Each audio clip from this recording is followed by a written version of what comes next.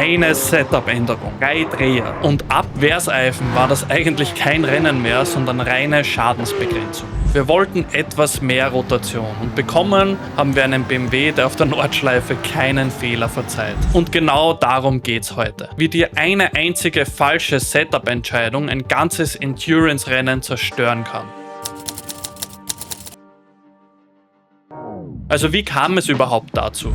Wir hatten eigentlich ein ausgereiftes 24-Stunden-Setup zur Verfügung. Das funktioniert über einen ganzen Stint sehr gut, egal bei welchen Temperaturen, und Topspeed hat es noch dazu. Das Ding hatte nur einen Haken. Die ersten 2 Runden fühlen sich etwas zäh an, etwas untersteuernd. Aber wenn du deinen Fahrstil darauf anpasst, kannst du genauso schnell fahren wie mit einem Setup, das etwas besser rotiert. Und genau da lag der Unterschied, im Fahrstil. Stefan kam mit dieser untersteuernden Richtung nicht so gut klar. Und wenn du den BMW dann zu sehr über die Vorderachse zwingst, überhitzt du dir genau dort die Reifen. Und dann hast du über den ganzen Stint extremes Untersteuern. Es wird schlimmer und schlimmer.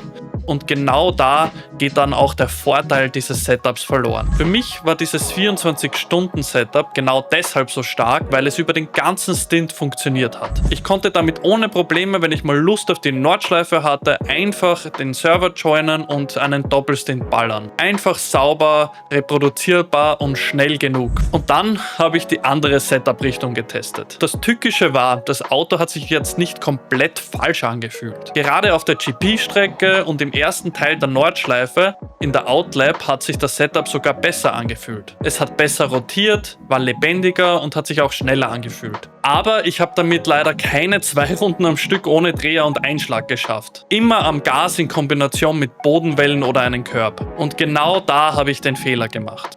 Ich habe mir eingeredet, fahr einfach sauberer, fahr sanfter, nimm ein bisschen Pace raus und passt dich an. Wenn sich einer von uns im Auto wohler fühlt, hilft das dem Team vielleicht mehr. Im Rennen war dann klar, diese Entscheidung hat uns einfach nur Sicherheit und Reserven im Auto gekostet. Mit dem Quali bin ich zufrieden. Wenig Training und trotzdem mit einer 49er Zeit auf P11. Auf der Position ist im Rennen alles möglich. Der Start ist chaotisch. Zu Turn 1 verliert schon einer in der Bremszone das Auto und löst damit einen größeren Crash aus. Leider kommen wir nicht so gut durch. Ein Auto rollt uns genau vor die Nase, weil er nicht auf der Bremse stehen bleibt, und dann entscheidet er sich, die Bremse zu betätigen und uns genau zu blockieren. Damit verlieren wir einige Positionen und hatten einen leichten Schaden vorne. Aber was soll's? So ist halt die Nordschleife, so sind die Leute und wir fahren weiter. Und dann kommt Verseifen.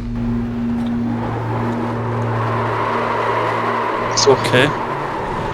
Ein kleiner Fehler, eine kleine Berührung am inneren Curb. Nichts Wildes eigentlich. Aber dieses Setup bestraft das maximal. Ich verliere das Heck und ich habe keinen Spielraum mehr, den Fehler zu korrigieren. Wir stehen ungünstig quer und müssen erstmal das ganze Porsche Cup Feld vorbeilassen. Und ab da stehen wir nicht nur am Ende des Felds, sondern ich habe auch das gesamte Vertrauen verloren.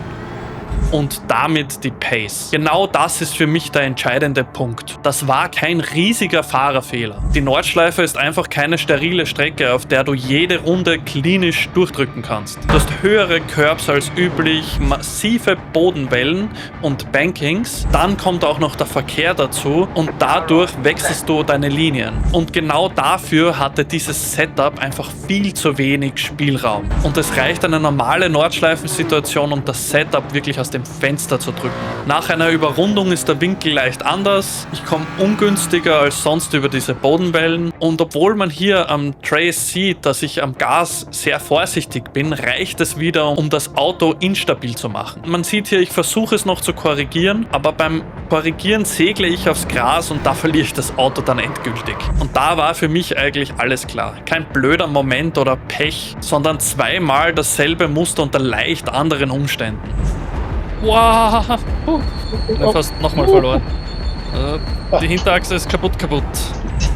Ich rette mich an die Box und übergebe Stefan das Auto mit dem Fast Repair, damit er einfach ein sauberes Auto hat und nicht für meine Situationen büßen muss. Er startet in seinen Stint und dann erwischt es auch ihn. Wieder am Gas und wieder in genau dem Bereich, wo das Auto einfach ein viel zu kleines Fenster für die Nordschleife hat. Und er beschreibt danach genau das gleiche, das auch ich empfunden habe. Er ist die Kurve etwas anders gefahren als sonst. Etwas zu langsam rein, dadurch enger, mehr Lenkwinkel und dann aggressiver am Gas. Und ja, das kann man so fahren, aber nicht mit einem Setup, das das nicht mitmacht und verzeiht. Natürlich kannst du jetzt sagen, da musst du deinen Fahrstil halt besser ans Setup anpassen. Das Problem ist nur, ein Endurance-Rennen, dann noch auf der Nordschleife, das ist keine Laborsituation. Mit Verkehr über Rundungen und wechselnden Linien ist eben nicht jede Runde 1:1 die gleiche. Genau deshalb brauchst du mehr Reserven im Auto. Und spätestens hier war klar, das ist kein Fahrerthema, das ist ein Setup-Thema und das ist kein billiges Rausreden auf das Setup.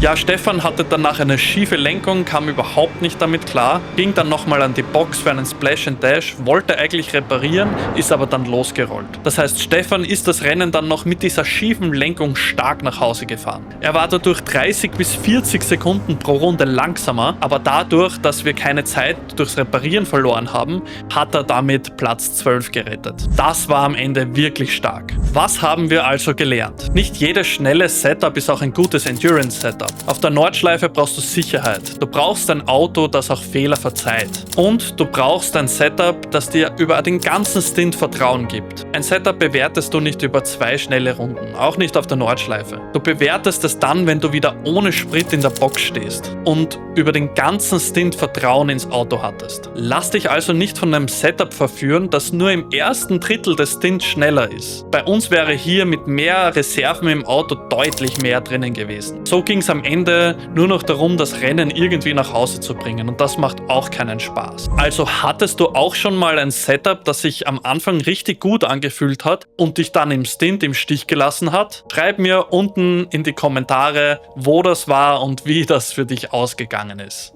Was waren deine Erfahrungen mit Setups in Endurance-Rennen?